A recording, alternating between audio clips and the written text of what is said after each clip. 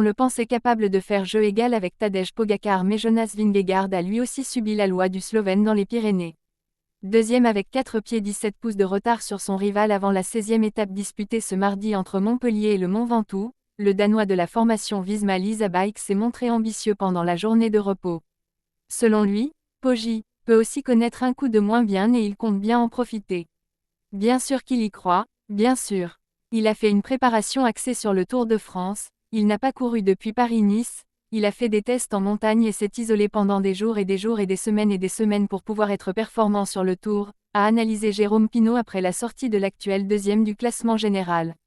Et il y croira encore à une semaine de l'arrivée avec les Alpes et le Mont Ventoux à passer. C'est normal qu'il y croit, il essaye de se persuader que tout n'est pas fini et que Poggi peut lui aussi avoir un jour sans. Et c'est normal qu'il parle comme ça et je pense qu'il y croit. Ne me lâchez pas, l'appel de Vingegaard à ses coéquipiers. Distancé par Tadej Pogačar, Jonas Vingegaard doit aussi éteindre ses poursuivants.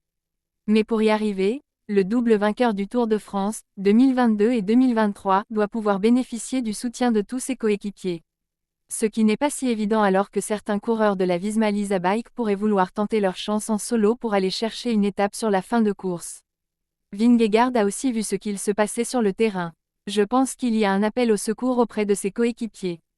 1. Ne me lâchez pas, revenez vers moi. Il a bien vu que le collectif était en déliquescence et on est venu avec 8 capitaines sur ce grand tour, a enchaîné Jérôme Pinault au sujet du Danois.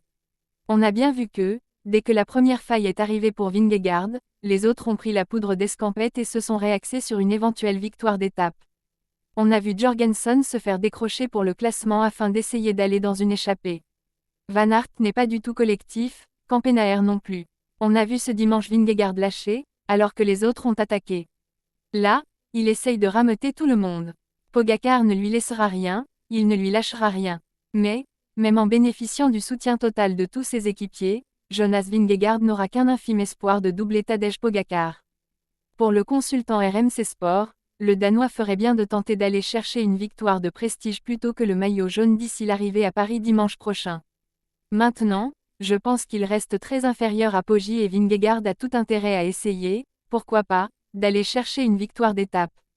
Mais il semble que Pogačar n'en veut pas de cette victoire de Vingegaard. Il ne lui laissera rien, il ne lui lâchera rien, a finalement jugé Jérôme Pinault avant les derniers jours de course. Il va falloir que Vingegaard montre sa supériorité. Mais c'est très rassurant, c'est génial pour le suspense jusqu'au bout. Et de conclure, et c'est très rassurant d'entendre ces paroles-là parce que ça veut dire que le garçon est humain et qu'il croit que l'autre en face est aussi humain et qu'il peut aussi coincer. Donc il a raison de parler comme ça et je pense qu'il croit vraiment à ce qu'il dit. Like, share and subscribe please.